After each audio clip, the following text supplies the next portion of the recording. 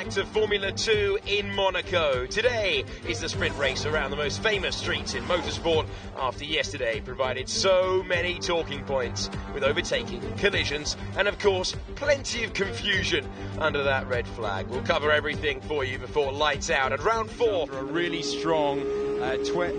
really strong second position, he said he was putting qualifying lap in after qualifying lap, but now we look to the lights, to the sprint race. The second of the weekend for Formula 2 is underway.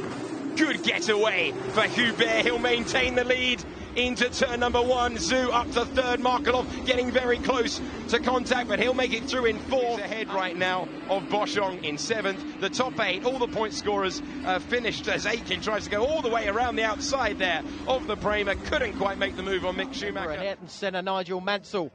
2 seconds a lap faster was Nigel, but wasn't able to get Ayrton Senna, as we did there into the Lowe's hairpin. Oh, car into the wall in turn number 1. It's Mirabeau, sorry. Tatiana Calderon has gone off the road. Down. A full safety car is deployed to neutralise the race. This was Luca Giotto trying to go through on the GP3 champion graduating to Formula 2.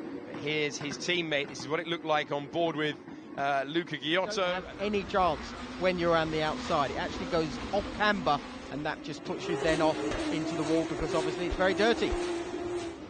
The safety car period is over. One Arden left in the race, but in the lead of the race. And you cannot overtake until you get past the start-finish line in 2019. On the radio there because Markelov is on the prowl behind, and Markelov will try and overtake on any of these 19 corners. Yeah, but they're not easy to pass on any of these 19 corners, so it's just really putting pressure on the car in front, hopefully get him into a little bit of a mistake, and then that will give you that opportunity, get that drive to be done. But you've really only got that chance on the way down past the start-finishing line, and then you've got the chance, obviously, coming out of the tunnel. Is he went off the racing line. Now, there's no need to go off the racing line because you're going to lose that drive going up to Casino. And what you're going to lose is that gap to the car in front, and that racing line has gone, and then you've got to give up. Oh, well, contact before for Luca Giotto. It's happened again. He's hit Mahavir Raghunathan, or at least they've come together at the slowest corner on the racetrack. He's got another lap behind the safety car as he tries to secure that first win. We're going to have to get a replay of this incident. He's an idiot. I mean, what the f do they do? No other way to pass. Okay, mate. What do you think, Johnny? Well, it's a bit of a late dive up the inside, realistically. I don't think there was any real space there because he was never up the inside at all. He wasn't right at this point, but of course he was always... We've had one restart. Here's the second one then. But Mailander, pretty busy man right now.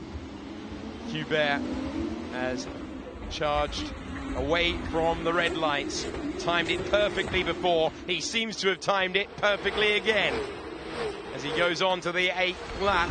So he lost pictures in the commentary box for a moment there, but yes, Ralph Boschong, well, he doesn't seem to have a lot of luck. The young Swiss driver, because they are always spectacular in their work ethic around here, and they managed to get that Trident car cleared out of the way without the need for a virtual safety car. Now, this is interesting. The top 4, unlike other restarts, close together. You're on board with the 4th place driver, Artem Markelov, the runner-up in the bearers, scampered away.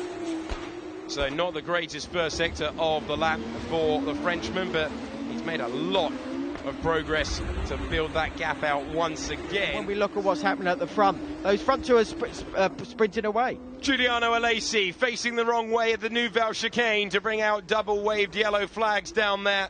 And has he stalled that? Got the gap down to under a second.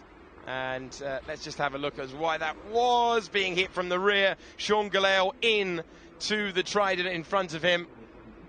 Oh, and it happened again. Oh. Hit twice in the same lap. Sean Galel at the back, and he tried it at the hairpin, and around goes Alesi at the Nouvelle chicane. That's quite poor. The race looks pretty safe as well, so he's on for one of the best days of his career so far. Winning the championship was excellent, but for him it was all to get to this level of motorsport. And Tatiana there with ice on her hand. If you go into the barrier, important to take your hand off the steering wheel, otherwise you can get the feedback back through. Markelov off the hand after crashing at turn number 1 in qualifying. Markelov just going deep and taking the escape road.